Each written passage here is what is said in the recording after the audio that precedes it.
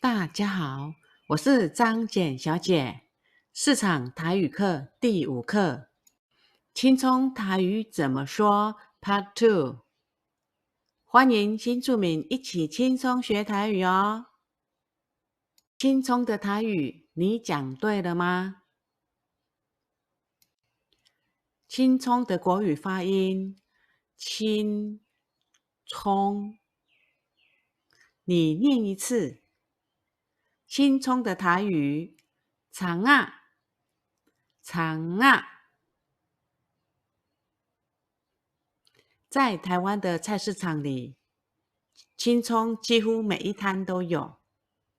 很多阿姨会把青葱绑成一把一把的卖。我们来学一些市场对话吧。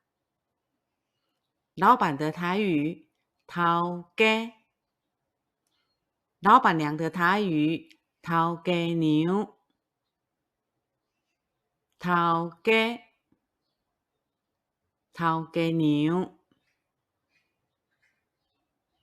这个多少钱的台语，主要说法是这个偌济钱，这个偌济钱，也可以说这个几块，这个几块银。老板算便宜一点的台语，头家算较俗咧，头家算较俗咧。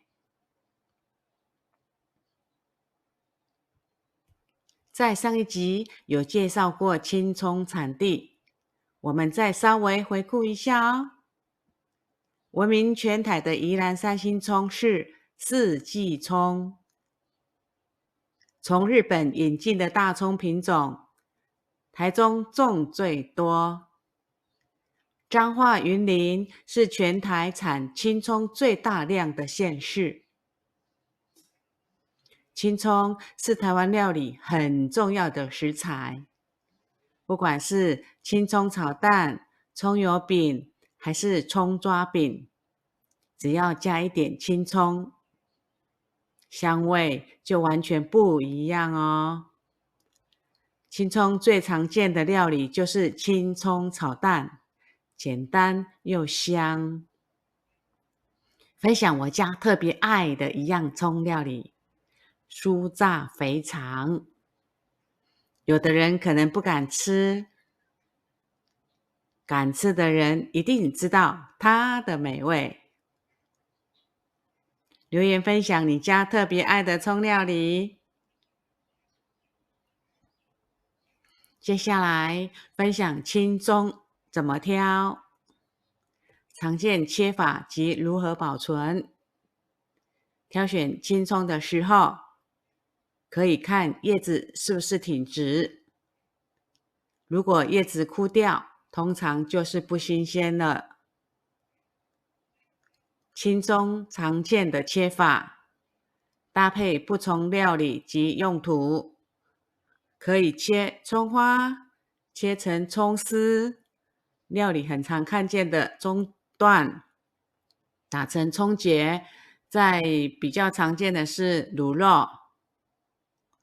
青葱的特色，除了可以增加香气，更可以去腥提味，提升料理层次。讲到青葱的保存方法，大都是用厨房纸巾包起来，放进冰箱冷藏，除非很大量，才需要洗一洗，切成葱珠或葱段冷冻起来。朋友们，你有其他青葱保存的方法吗？欢迎留言和大家分享哦。